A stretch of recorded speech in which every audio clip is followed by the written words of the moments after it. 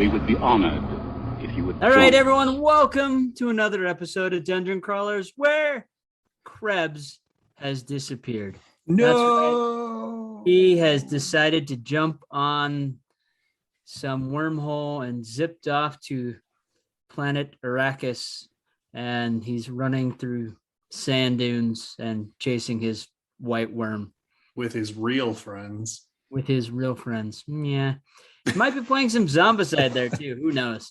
Anyways, because of that, we have a special guest host with us, Tasha Wilhouse. Hey, everybody. Those of you that don't know Tasha is Alton's other half, and she is also puts together Copper Shock, which is a great podcast that delves into, I would say, suspense and horror stories. So if you haven't listened to that, check that out. She has been on the show before. I think it was last October when we had the special show about horror and stuff like that. So welcome back. Oh, thank you. And we've got kind of an interesting topic, but I'm going to let Alton take it over because he's the one that kind of came up with the idea. Yeah, thank you, Dan. Thank you, Tasha, for joining us this evening. As much as my wife and I love each other and we try to spend time with each other, we also do a pretty good job of keeping our hobbies and jobs and everything else separate. And so I'm very pleased that she's willing to take a little bit of time to talk with us this evening, because I find that we're in an interesting position to talk about something that we don't get to talk about very often. Most notably, even though there are many different kinds of authoring in the world, the way that you write things changes based on the medium through which it's expected to be consumed, right?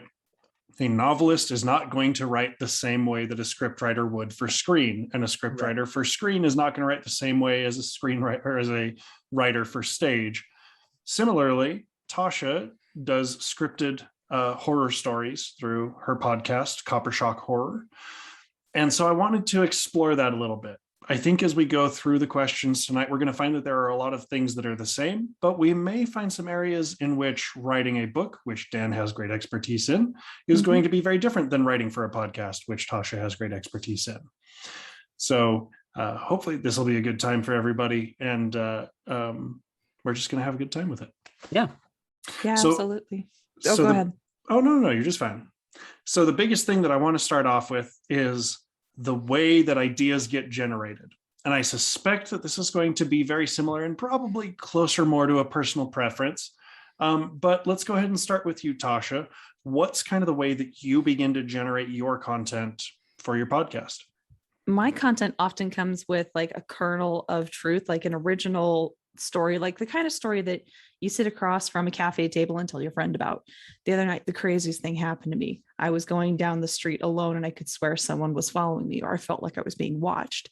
And by taking that core of a story and then creating kind of a constructed narrative around it, because what people want to hear in those personal stories isn't necessarily this person was walking down a street and they thought they were being watched, but they want to be able to empathize with that feeling of being alone and isolated, and that kind of feeling of dread of, I've got at least 17 more steps before I reach a threshold of safety where other people can see me, and feeling that emotion in that storytelling. So mine kind of starts with like a personal story that then has some embellishment, but it's meant to evoke emotion from the listener akin to what was happening to that person. Yeah, I don't want to jump too far ahead into, the actual production of what you do once you start with that kernel of story quite yet, because that's going to be one of my future questions. So don't jump too far ahead of me here. Oh, I'm sorry. But this isn't scripted. I didn't know what I was not supposed to say. This is a new territory for me, guys. Oh, you're just fine. We just fly by the seat of our pants, and you have to have everything scripted out. I do. True. That is tough. It's kind of funny as she was describing that. I just wanted to blurt out, well, that's just the TVA. That's the reason you felt like someone was watching you. They were waiting for that variant to show up. Good show. That's a cut for any of you who have not yet seen Loki on Disney Plus. Go take a look, go take a watch. Tasha and I are partway through it right now. It's been kind of fun to see so far. Yeah. No, I mean, so I remember moments like that as a kid, coming home from a friend's house, heading home. It's late at night, right, walking home or riding a bike. And there's that one like section of the street that's just not quite covered by the street light. That's darker than anywhere else on the entire road. And there's street lights except for that one spot. And it's like, there's, and you just have this nagging feeling like there's something there, but I can't see it. Listen to that instinct, Dan. Listen to it. Well, nothing's ever happened. That's the space where the stories live, though. In my entire life. But I know, but you can create an entire story from that. You're right. Sometimes inspiration comes from the weirdest places. There is a story that I would really like to write that when I get to it, it's still in my list of ideas. But my youngest son, years ago, we took him into the hospital. We weren't sure what was going on with him. The doctors were trying to figure out, and then they kind of came up with this idea that he had a virus attacking his blood, and it was in his blood. And it's just like, what would that be like if you had a virus that was attacking your blood, the very life essence of your body, and destroying that and kind of corrupting it and turning it into something that your body cannot handle? And so I walked away from it like, man, that would be an amazing and interesting story. So Dan, do you find that other stories that you have written or are writing start in those experiential kernels as well? Really, they come to me at weird moments, because I'm more of an exploratory writer. I could, like my second book, I was just driving down the freeway heading to the local convention, and I remembered someone's post, or someone put a review for my first book and said, yeah, he made this big deal about this scene that happened in Manhattan and yet never came back to it. What the heck? It's like this giant plot hole. And as I'm driving, I'm like, yeah, that is a giant plot hole. Oh, that's because there's another dragon there that the corporation was hiding and kept under wraps. That's why.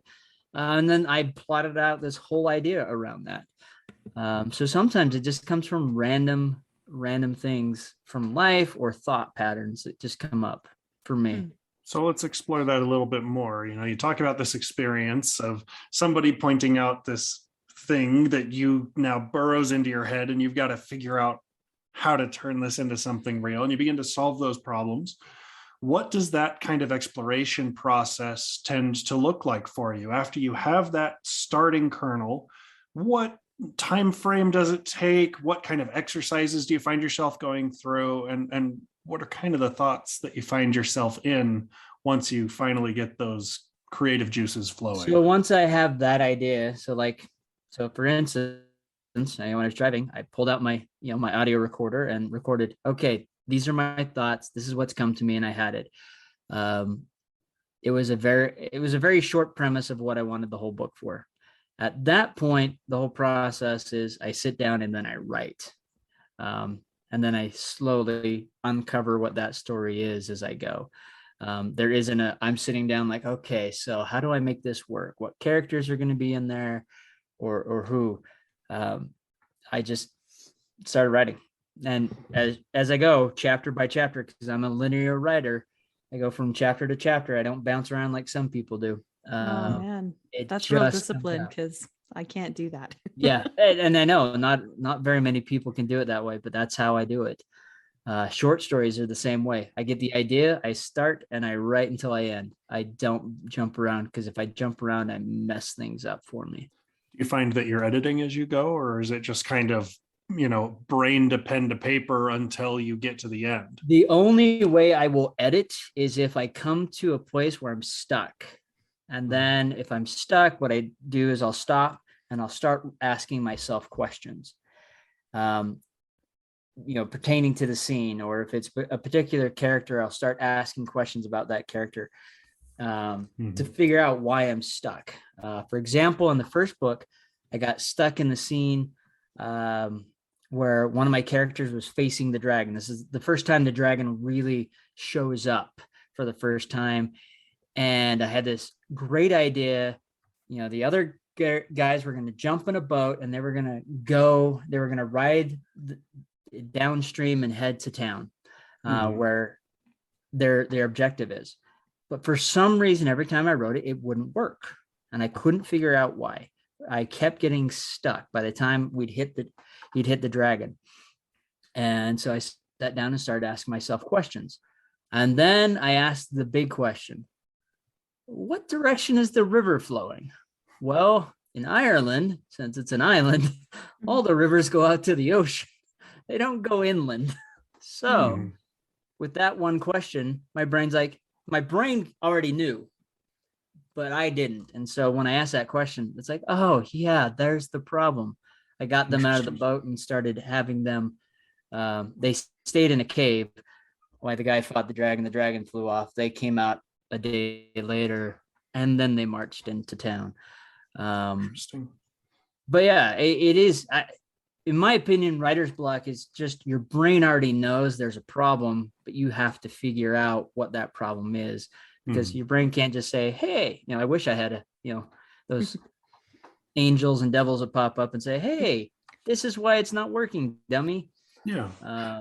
So with Copper Shock, right, each episode that you record is about what length once it's all fully edited and cut, Tasha? Yeah, it's rough. It's honestly on the shorter side for most podcasts. My podcast episodes range from like 16 minutes up through 24, which is most people, when they hear podcasts, expect like an hour minimum. And I just kind of have these really short, kind of easily consumable episodes. So with that, since you're kind of in that short story range, let's talk about your exploration process. You've had your initial idea, either because you've talked to somebody, I assume you write down their story or record what's going on. Right now you've kind of embellished it in your own head and you're starting to explore it a little bit more. Do you find that you're writing it in a short story format first and then editing it into a podcast? Is it some other method entirely? Like what does that process look like for you? I've always remembered this saying from Howard Taylor, which was, your first draft is exactly, what you're saying, but your final draft is the best way to say it.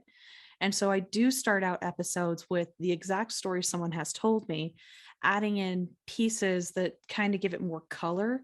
So things that have to do, like, example, I am currently writing an episode about a temporal time slip on the Queen Mary. Like, there's a section of that ship where something kind of just shifts for this one person that experienced it. And I wasn't there. And quite frankly, their story's pretty short, but for the entirety of this episode, I need to build up to that moment. I want the audience to understand who this person is, their relationship with the other person that they're with on this vacation at the Queen Mary, and why that is such a loss when they start to feel them slip away from them in that temporal slip moment. And that kind of builds into that. So it does start out with like the exact way someone says the story to me. And then I start to picture, if I'm sitting in their shoes and I'm looking around the room, what do I hear? What do I smell? What are things that I can kind of like pick out in the color and the details? So I actually end up researching the ship. What are areas of the ghost tour that they would have gone on? Like, what does that room look like? How does the sound bounce off the walls because it's all made out of tile? Just kind of different things like that. And then by looking at those pieces of factual things about their environment, extrapolating and creating a narrative or made up dialogue to kind of help communicate the story, to pad it out. So kind of like blocking a scene in a play or a movie where you're starting to like lay out, okay, in order for my dialogue to be meaningful, in order for my story arc to be meaningful, I need somebody to start on this side of the room and end up on the other with a plate of herring, right? How do we make that happen? That's fascinating. So what kind of questions do you find, are helpful to you? Because what you're describing is not necessarily, world building, but it really is kind of blocking, is understanding what the environment's going to look like, smell like, feel like, right? What are the types of questions that you find yourself asking to make sure that you've fully explored that to your level of satisfaction? The way that I kind of ask those questions have to do in like chunks of moment, because the way that I like to write even just regular fantasy fiction short story is that it's about an experience that almost happens in the space of 15 minutes, because it's about a lot of things can happen in 15 minutes, really. And with that, you start asking the questions of, if I had a conversation with someone, how does that affect the future down the line? Because I think about, when I write stories, almost kind of like multiple different pathways of the future, of like which road are they going to end up down, is a way of saying that. So I ask a lot of what if, and if it fits, if it's the strongest path for them to take. Interesting. I totally get that, especially like as I've done design for RPGs in particular, right? Which is its own kind of writing, and that's a completely separate episode. but describing many of the things that you're saying, right? Like, what is the scene, but how do I want them to experience it? How do I want them to feel it? And what's the logical progression that they're most likely going to follow? And I imagine because you're writing suspense and horror, you might be trying to plan maybe some early things to lead on to a future twist or a future change, or that drop moment where you realize not only that something is wrong, but what is wrong. Do you find yourself starting to seed those breadcrumbs in this stage, or does that come later on in a future edit? It has to be early on. It has to be right before I ever do a recording, because everything's so scripted that audio editing after that point, if I don't have that as part of the script before recording, it's why I get so paranoid of like, is this ready to record? Because if I record something and then a whole snippet has to be taken out, oftentimes I will find that snippet that took it out meant that the cadence of my voice doesn't carry from one statement to the next, and they feel askewed from each other. Like they don't feel like natural storytelling at all. So any kind of editing, like when you hear a recording, that's basically final text. I try not to edit anything outside of that unless it really messes with the pace of the story. Interesting. So yeah, let's explore pacing and voicing for a second, because Dan, you talked about needing to encounter problems and overcome them for your characters, right? In a way that's going to be satisfactory to the reader. And Tasha, you're describing many of the same things for your listeners as well. Yeah. Right. And so a lot of those voicing and pacing considerations are happening very early in the process for a podcast. Dan, because you're following the path, so to speak, do you find that type of stuff comes more naturally to you, or do you find that there comes a point at which you're having to go back in and say, okay, let's shorten this, let's lengthen this, let's add a little more meat here? Or, even if you know that the general content is good, what are you doing to kind of finalize that voice to make sure that what you're wanting communicated, not only in terms of words and plot, but also feeling and sense, is coming across to your reader? Well, yeah, I mean, I'll definitely get the first draft out. I get it done. Then I go back over it and look at it. At that point, that's when I do, I evaluate, okay, is the pacing going well? Because basically in any story, you want to hook them and you want to be pulling them through the story. You don't want any moment where they're like, they step out of the story, they step out of the character or whatever is drawing them, because you're ultimately drawing them into this magical little box. And in that box, just before they hit that, the Jack in the Box is going to pop out, and there's the surprise, and then you have the big event and so forth. And if at any time, if that pacing slows down, there has to be a reason. We need a valid reason for that pacing to slow down, whether that is the death of a character. We need to grieve for the loss of that character. Again, it's that even though it's slowed down, we're still drawing them in with that pace. With suspense and horror writing, it's not something that I do, but I would assume that it's kind of the same way. Instead of like yeah, in my mind, I would see it if I were to do it. It would be, it's just building that intensity. Intensity is building and building, and as you're drawing in further and further in, and then you need a moment of levity to kind of let that pressure off before you hit them again with something even bigger. And I know I do that sometimes with my pacing. I'll let that pressure off just a little bit. Okay, we have a moment to breathe. I think we've done it. And then wham, we get hit again, and we're just charging back through. Yeah, I think what you're talking about there with metering intensity and making sure that even though we need that tension to increase by necessity as a plot device, in order for our characters to really be in danger, to really have an opportunity to change or to grow or to overcome whatever they need to overcome, if all you do is accelerate at 100 miles an hour the whole time, right?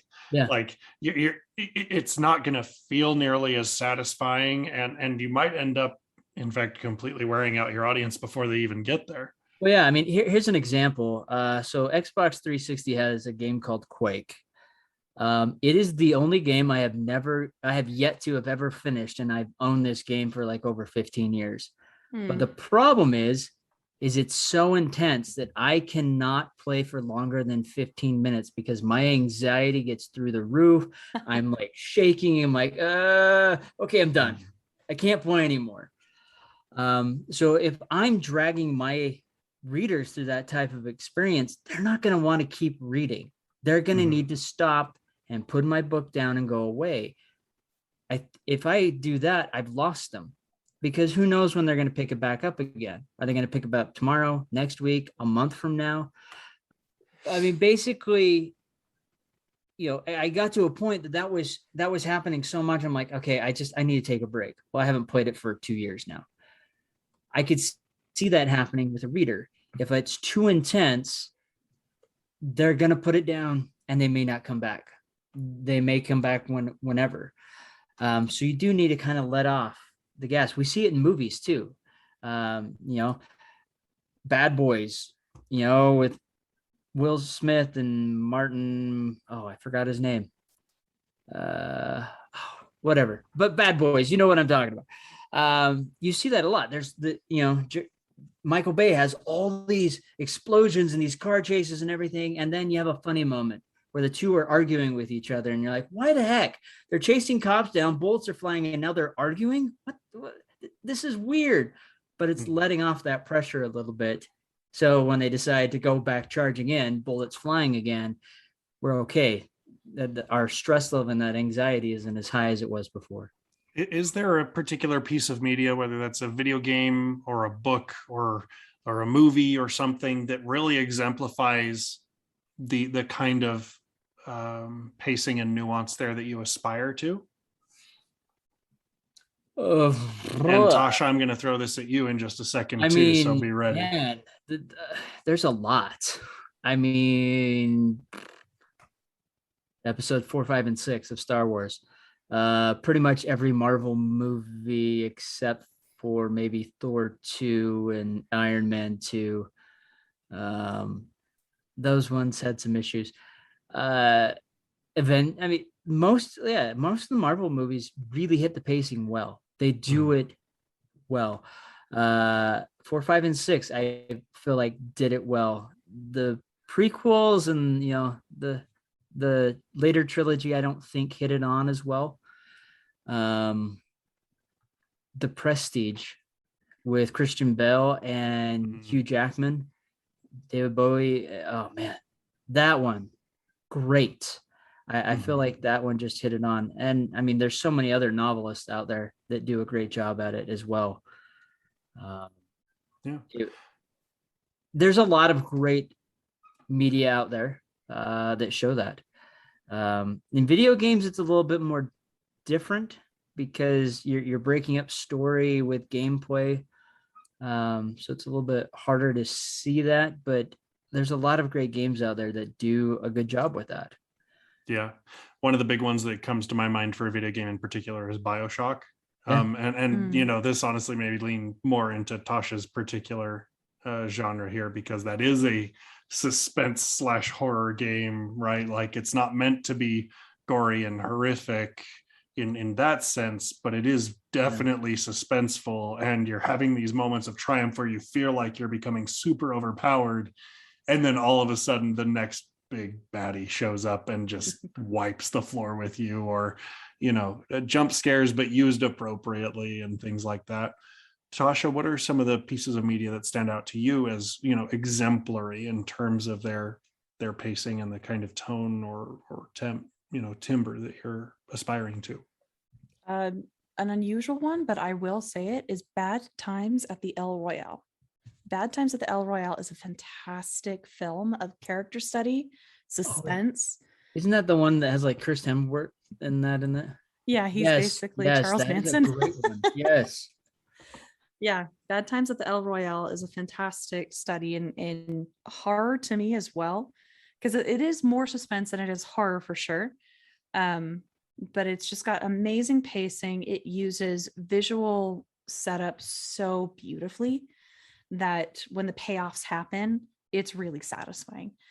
And then as far as horror genre goes, I mean, there's all kinds of media that like deserves praise, but I will say Haunting at Hill House is a wonderful television show. Now, Alton and I have only seen season 2 together, but I've watched season 1 probably 3 times all the way through, because it is a wonderful, wonderful pacing from episode to episode and how they build on each other. And by the time you hit episode 5, your jaw just drops to the floor because there's a massive payout that you don't see coming. And it all ties together really, really well. As far as authors go in books, I mean, I've said it before and I'll say it again. I love Ray Bradbury. He is an amazing person when it comes to short story. And the thing is, his stories aren't breakneck pace. They aren't even huge character development arcs all the time. A lot of his short stories are about people in a moment and how they react to those moments. And that's kind of what I like to write, right? A moment that happens to somebody and how they react to it. Yeah. Thunder. Great book. Great short story. Absolutely. I mean, killer. Fahrenheit 451. I mean, if you read that now and kind of look at what's going on in the world, you're like, huh. But even beyond the subject matter, just the way that it's written and the way that he unfolds concepts to make them approachable and reasonable, even though in many cases Bradbury's works in particular are dealing with social and societal issues or deep-seated fears and problems. Another film that I cannot sing the praises of enough, because it's one of the few films that has actually kept me in suspense and on the edge of my seat the entire time, was Parasite. I firmly believe that film deserved every award that it got.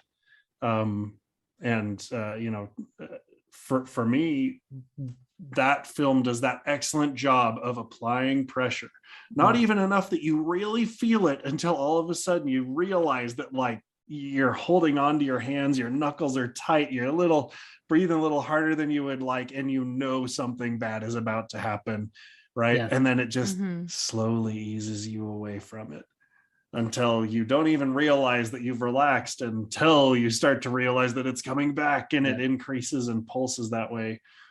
That type of pacing to me is something that I absolutely adore. And I think not only in terms of like suspense, but also in terms of just good pacing to tell a meaningful story through the lens of characters. I think that they did a fantastic job of maintaining. Another good pressure. one is Identity. John Cusack in it, man. Well, Identity is a wrap on Agatha Christie's 10 Little Indians. Yep.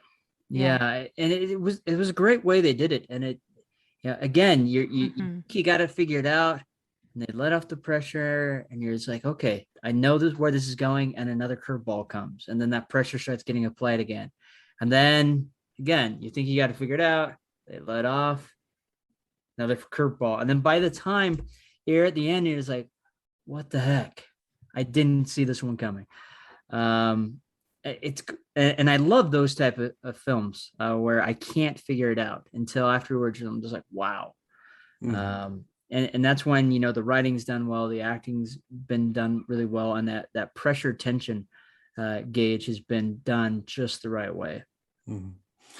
Okay, so we've talked about the general ideation stage. We've talked about that development and blocking stage in which we're starting to lay things out. Now we've talked a little bit about pacing and tone and how you go through and begin to hone that in and make sure that it feels right. We've passed those 3 stages now, and we're at the stage that I'm guessing at this point we're starting to get to like finish edits, production in the case of recording, but you know, final drafts and approvals in the case of a publisher. What are kind of the last touches or the last fingerprints that you leave on a project before you've locked it down and you know that you're good to go? Dan, what is that for you, or what are those things for you? For me, well, I want to make sure that the entire story flows, that when that climax hits and that payoff happens, that the reader feels accomplished, like they have just succeeded this journey. You know, that's the whole point of the story, is to get through the journey. Go ahead. You had a question. Do you read like the whole book to get that sense, or are you just going No, sections? I know it just because it's in my head. I don't have to reread it. But as everything's been fit together, everything's been put together, at the end, I want to know, wow, okay, we just accomplished something big. And now here's the reward. Now that reward can be different. You know, like in my second book, the reward was a huge twist at the end that no one was expecting. But at the end, I'm like, all right, I'm going to put this in here, which led for me to open up for more in the third book. In the second book, the reward was the breadcrumb of, hey, because I originally wrote it as a standalone. But I ended it with that reward of, even if this, you know, this could be more, we'll see what happens. But had I not, it could have just been left alone as, okay, you know, this event makes it so even if this is the only book in this story could live on elsewhere in that, you know, the reader's mind or whatever, their imagination. But ultimately, I always try to leave a reward at the end, so that, you know, like D&D, basically, you know, you fight to go to the end, big bad guy, and what's our reward? Because that's the whole purpose. You know, I hate to say it, but we're selfish. You know, we're kind of selfish. We only do things when for some sort of payoff. So why am I reading this book? One, for enjoyment, but at the end of it, we want a reward ultimately. So that's what I try to do. I love it. That's at least my mindset. Love it. And Tasha, like, I know right now you're editing your own podcast, right? So I'm sure that you hear the same words over and over again to the point that they start to lose meaning. Yes. but I also know that you take the time to add in music and Foley and things like that.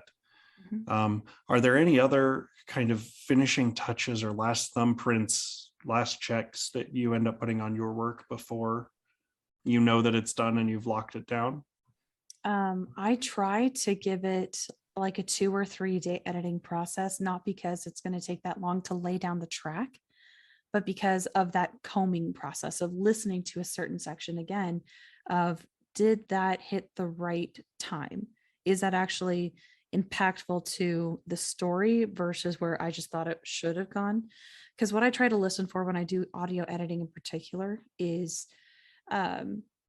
it's something that a professor at my college taught me years ago, which is he showed us a scene to Indiana Jones where he's about to run from the boulder.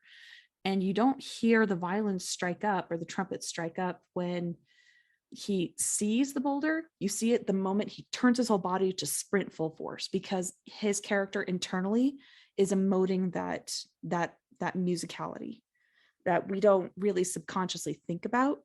And so those are the things I'm trying to watch for as I'm telling the story of like, oh, okay, well, this has got this kind of growing undertone dark violin to it, but is it trying to over embellish a moment where I still need it to stay low before it grows in tension of what's happening to the character in the story. And so that's why I have to give it 2 or 3 days, is so that I can kind of forget what it was that I did and come back to it to try and re-experience it as best I can, to go, oh man, that should be scooted down just a couple seconds. Or, hey, this could actually probably use a good like jump scare sound right here. And I think that'd add to it. Those are the touches that I try to look out for. And I think, and I hope bring quality to my constant listeners that do come to listen to Copper Shock. But as far as like consistent touches, I make sure every episode ends with a very light, breathy violin outro. It's like the signature sound of like, okay, story's done. Thanks for everybody coming to my campfire. You can go to sleep now. It's okay. Right. Just try to sleep. Yeah, go try to sleep. And because I don't want it to be all dark and brooding and the world is all clouds, right? It's got to have some levity of take a step back. This is us telling a story for each other. Thank you for joining today. Yeah. And so that is something I do try to do for every episode, ever since the first one, actually. Love it. And I do have one more question for both of you before we go. I know that we're starting to run out of time, but a small, quick side quest that I do want to ask Dan, just something that you said, Tasha, kind of stood out. Dan, do you need a cooling off period to come back and revisit work to make sure that it meets your expectations? Or do you find that because of the substantial process that has to go into writing a novel, that by the time that you're there, you're like, yeah, no, I got it. I've been far enough away from the beginning that I'm, I can sort everything out. Yeah, I don't need, there will be times where it's like, when I finish a novel, I will take a week because it's like, I need a break. Mm-hmm. But it's just because, I'm writing every day. I try to write 1,000 words a day. And so by the time I hit my 120 to 140,000 words, that's a lot of time. And so I'll take a break just to step away, but not to really, because I need the break, but it's more of a, okay, I've hit this goal. I'm going to take a break, go do something else, come back. And then comes the editing process, sweeping through, making sure content is correct, making sure that things jive. Because, as I'm writing, there are times where things don't jive as well, or a word will be misspelled, because one word, even one letter, you could have 2 words that are identical except for one letter, and it changes the whole meaning of that exact scene. And that happened, for me in my second book. I didn't catch it. My editor caught it, and he came back and said, I think we have a problem here. I'm like, what? And he's like, well, I don't know what you're trying to say here, because what it was supposed to be is the character was yanking off his goggle, and that's YANK, but I put a W. So oh no. Oh no. Totally different. And I'm glad he caught that, because that would have been embarrassing going out. But wait, you just own it. You'd be like, that's totally meant to write that, guys. Like, it's canon now. Everybody. But you miss those things sometimes. But the nice thing is when you go through, you can catch, and I do catch quite a few, but sometimes I miss things, and that's what why you have an editor. But as you go through, you find things, such as, this character, you're describing this character being in this room, but it sounds like he's in a different room, and so you have to change things up. Another character, you read through their dialogue and it just doesn't sound right. It doesn't sound like them. So you need to change it up so it sounds like them. Sometimes that happens. So yeah, coming back, I don't generally need it, but I do it for myself. Love it. So the final question that I have for both of you is a little more touchy-feely. And listeners of the show, at this point, you've just come to expect it. We're hitting the end of the episode, which means Alton needs to ask a touchy-feely question and make everybody feel good, right? But the question that I have for both of you is, how do you measure your success, right? How do you know that the thing that you've put into the world is successful to you? And that may not be the same answer that every aspiring author or podcaster out there is going to have. So people listening, please don't think that this means that whatever comes out next has to be your answer. But for each of you individually, what is that metric? Dan? You're going to start with me. Yeah, you mine first. took me a while to figure out, because I'll admit early on I struggled with imposter syndrome. I was a podcaster that interviewed all these authors and gleaned all this wonderful information and then decided to write a book. How could my story be as good as the other novelists and authors that I've read over the years, let alone interviewed? Even though people were coming in saying, wow, I really enjoyed this book, this was a great story, it wasn't until my book was actually up, for an award, when I'm like, wait a minute, my writing's actually decent. And then I made it as a finalist against other New York Times bestselling authors. At that point, I'm like, okay, I'm a decent novelist. As far as when do I determine what I have done is complete? Is that what the question really is? Well, no, not necessarily complete, but successful, right? Like, Yeah, okay. I can finger paint for an afternoon, Yeah. but I'm not gonna put it on anybody else's fridge, Yeah. right? So, I'm not gonna go and brag about it to anybody. So as far as my second book, I felt like it was successful when I was up as a finalist against New York Times bestselling authors. Here I am, just little old me against Larry Correia and I can't even remember the other two New York Times bestselling authors. That was a pretty big deal. I'm like, wow, I guess I am a pretty decent author, and this book is pretty successful. The first book, I felt I was a success just for having it published by a publisher. That, your first book getting, I know it's rare. Most people write several before they get to that point. That was my first book and it got published. That's not common. So I felt that was a success. Cool. And so for you, it's kind of a moving target of having done something that you have not accomplished before, or is it specifically in finding kind of that new level of prestige and awareness? I mean, for me, I think it's still a moving target, like you said, just because I'm trying to evaluate that. It's important. I mean, so early on, I think moving forward, that will be different and become more of a common ground of what that will be. Cool. Tasha, what does success look like for you? How do you know that you are happy with how an episode has turned out? Yeah. I mean, like we were kind of talking a little bit before we were recording the episode of like, do I consider myself as a qualified author, right? Because it's not published through traditional channels, but Dan so kindly pointed out to me, it's like, no, I am self-publishing my written work just in a different medium. And there is something nice to have an affirmation outside of yourself, but you can't bank on that affirmation. Like, it has to start from within of like what feels good for what I want to do. Because the first like 20 episodes I ever recorded of Copper Shock had like maybe 10 people downloading that week, right?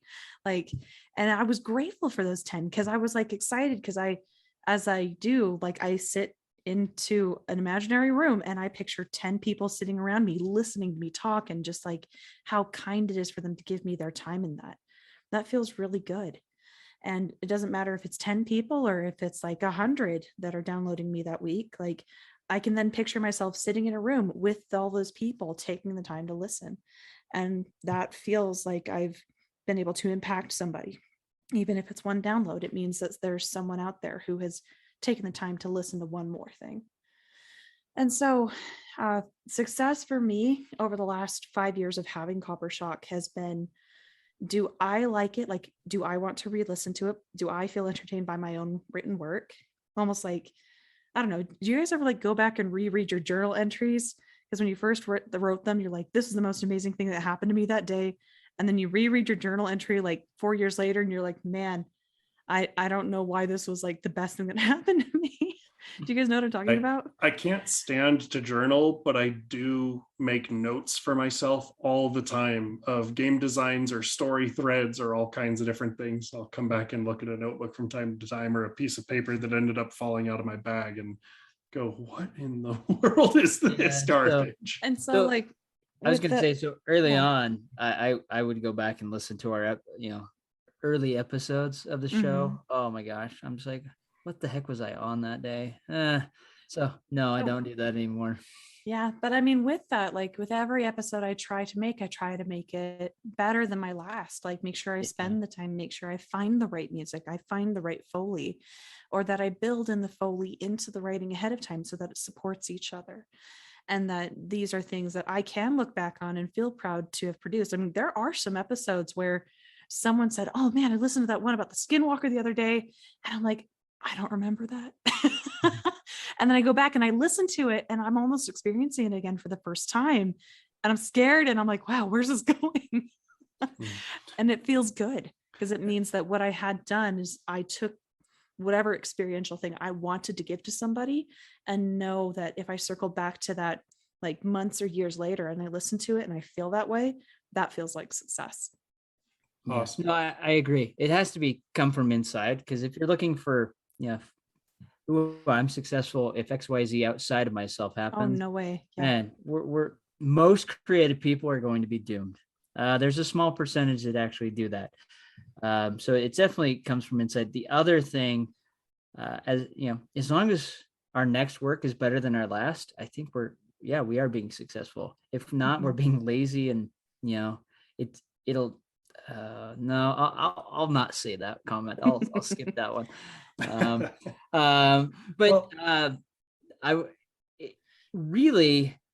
I think when we get to a completion point, we do kind of do, like you said, kind of a brain dump where we let it go. We just let it go. It's out there. It's in the world. I don't need to worry about it. The baby is born. We can't change it or modify it anymore. And, because there are times where, I've even had readers like come up to me like, that was in the book. Okay. And there's many times where I've talked to other authors and they're like, yeah, that was like 7-8 years ago. I don't remember, but hey, that must have been an awesome scene if it makes you this excited, type situation, That's awesome. Which is cool. But at the same time, especially as creative people, we're constantly working on the next thing. That's what's currently on our mind. Yeah. We're going to be wrapping up in just a moment here. I want to make sure that each of you have a chance to plug yourselves, including Dan. I want to make sure that you send people to the right spot. So if you need to write down where your links are and where people need to go, here's your chance. But I did want to kind of summarize that last point as well. Something that I've been talking a lot about with some of the designers at Die Hard, and as I've been contemplating a lot of my own works, mirrors a lot of what you're saying, right?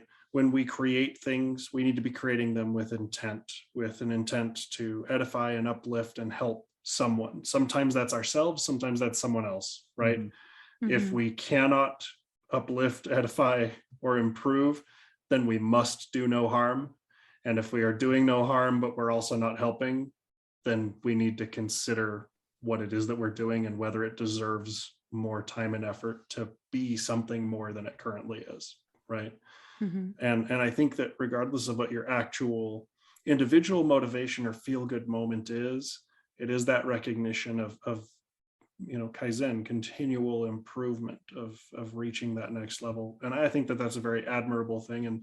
And I hope that, for you who's listening to me right now, whether it's your first project or your 50th project, or, whether you're just contemplating whether it's even worth trying, it is worth trying, and it is worth failing, and it is worth doing better the next time, so go and get it done.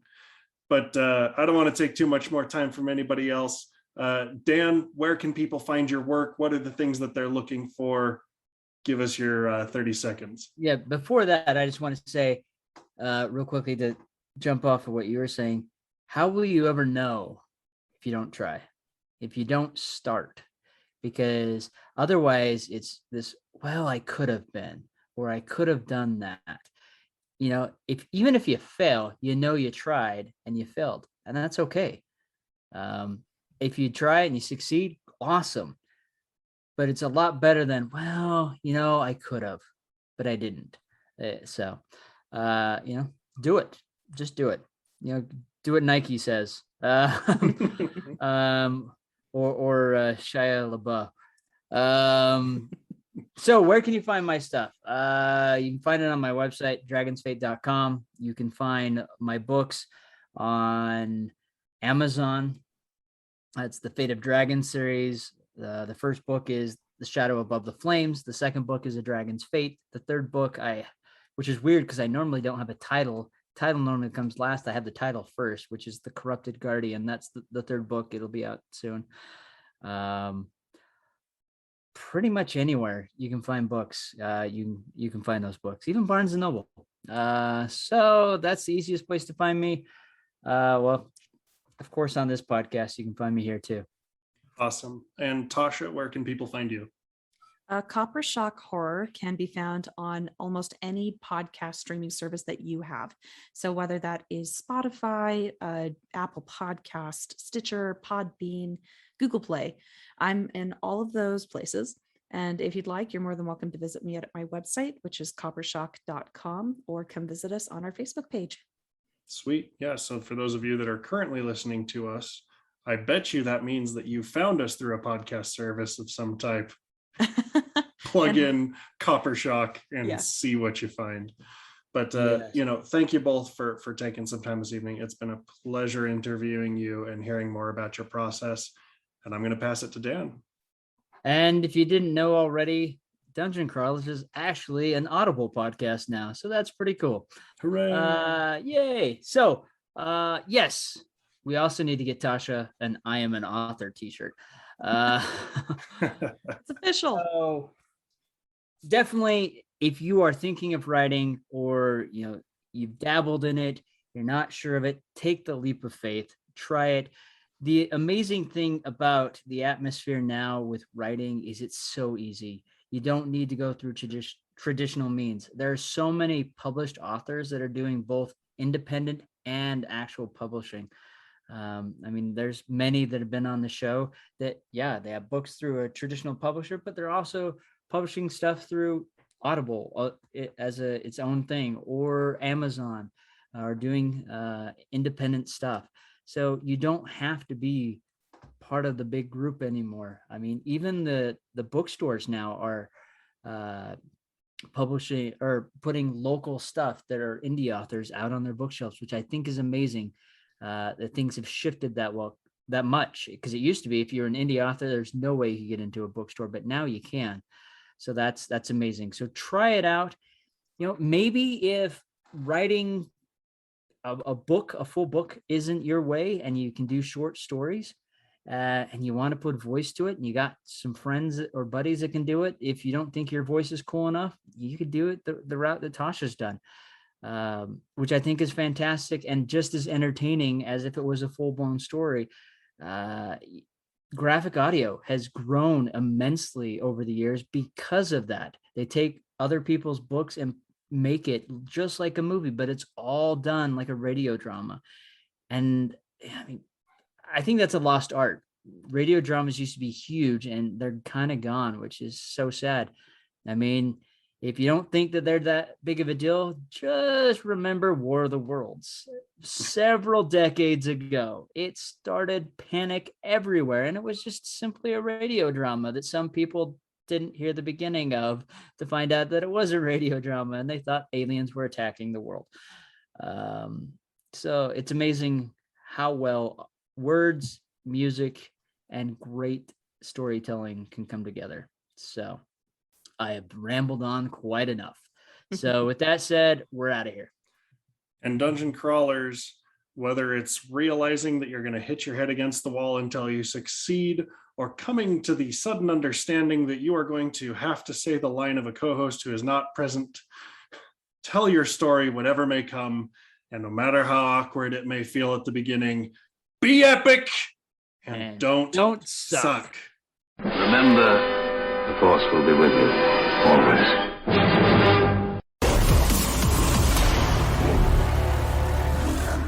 Dungeon Crawlers.